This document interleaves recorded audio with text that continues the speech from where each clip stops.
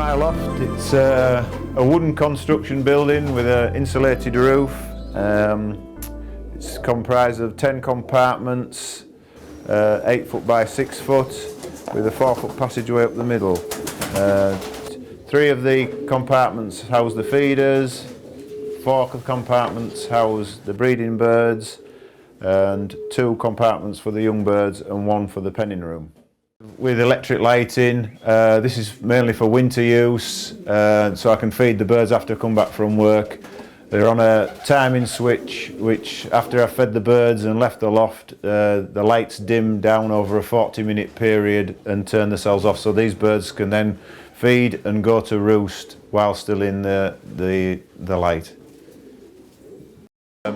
Each have their own nest box. They're accessed by a open sliding door, which allows you good access in.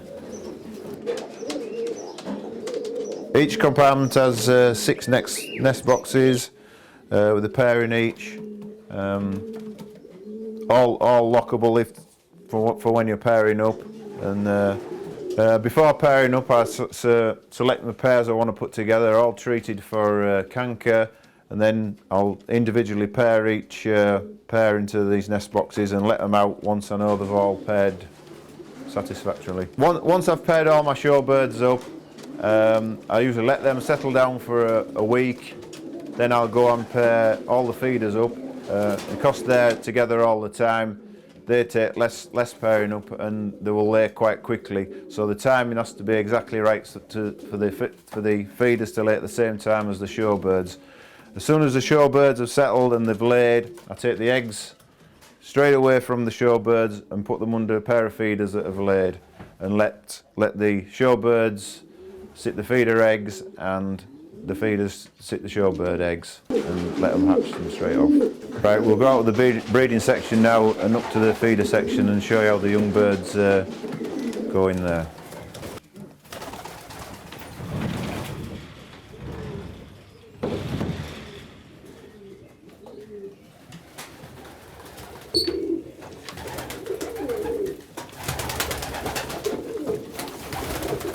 We're in this corner here. We've got a couple of baby chicks that 3 or 4 days old. The feeders are actually feeding them now with a mixture of pigeon milk and a few small grains the first few days. What tends to happen with short faces, the 2 babies, one usually gets fed better than the other, and it forces you to move one of the smaller baby under another pair of feeders that's probably just hatched. Or if you left them together, one would get fed and the other one would die. So you've got constantly with short faces, you're moving them around feeders to make sure they're being fed every day. So you've got to check them at least twice a day to make sure that they're being fed. In this nest box here, we've got a pigeon that's just about due for ringing.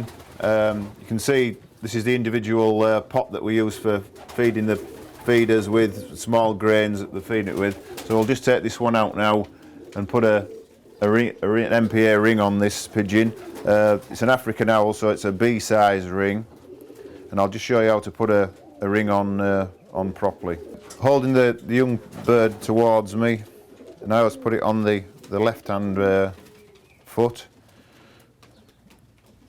Bend the first 3 toes all together forward, and place the ring over those 3 and push the ring on as far as it can go on those first 3, holding on to the very ends.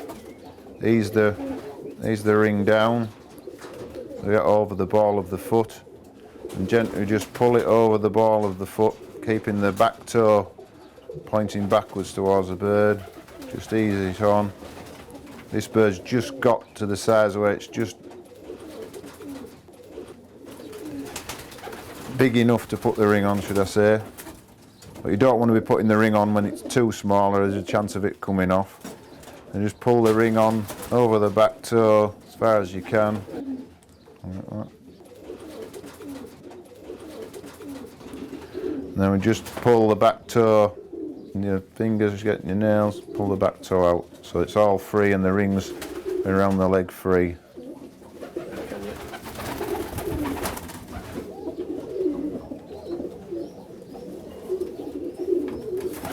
Just put this bird back. In this nest box here we have a bird just over 2 weeks old. He's starting to walk about now, and it's this sort of stage when the young birds learn to pick out of a pot which I put into the nest box and feed the foster parents on. And these young birds now will watch the parents eat out of this pot and learn to pick themselves. In this nest box here we've got a bird that's just over a month old. It's ready to be moved up away down to the young bird loft now, because the foster parents are due to hatch again, and you don't want the young bird in there when you've got the young babies hatched.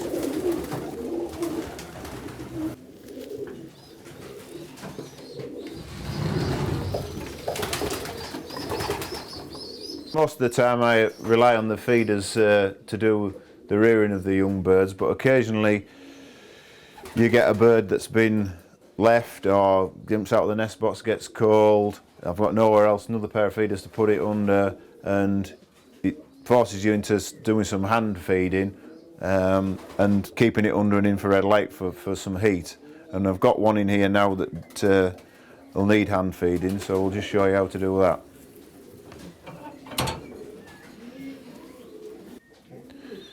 To start with hand feeding, I usually give them peas. These have been overnight soaked, so they've swelled up and they're a bit easy for the young bird to digest. Depending on the size of the bird, how many I give them, but one this sort of size, which is only small, I'll probably give it up to 10 of the peas. These are just individually put down the pigeon, open the pigeon's mouth, individually put down the throat. It swallows them quite easily. Once it's been fed once or twice, it gets used to taking them quite easily. So once I've given it about 10 of those, make sure they're all gone down into its crop, like that, all down the throat, all nicely in its crop. After the peas, I usually top them up with a syringe. This has got a pigeon mixture in it. It's mainly egg food and small seed, which I've warmed up with warm water into a liquid which goes in through the syringe very easily. Let's do the same thing again. Open the pigeon's beak wide. Make sure the tongue's at the bottom, not in the way of the syringe. Just put the syringe in and just top the crop up, not so it's absolutely bursting, but just 3/4 full. As long as the bird's happy with that and everything, and just put him away back under the heat lamp again, and hopefully we'll find a pair of feeders. Eventually take this, and I won't have to hand feed it right the way up. This is the powdered egg food that I use. What I tend to do is just put a bit in the night before into some water and let it soak, so we've got a nice liquid mixture for the next day, which I'll heat up before I give them.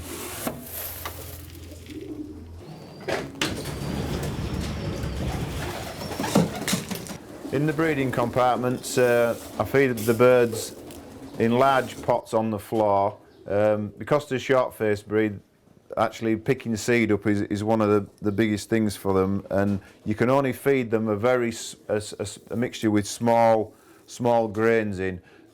Anything large and the birds tend to choke on it. So the mixture is going to be mainly small peas, wheat, red and white dairy, safflower, things like that are only very small that these birds can cope with.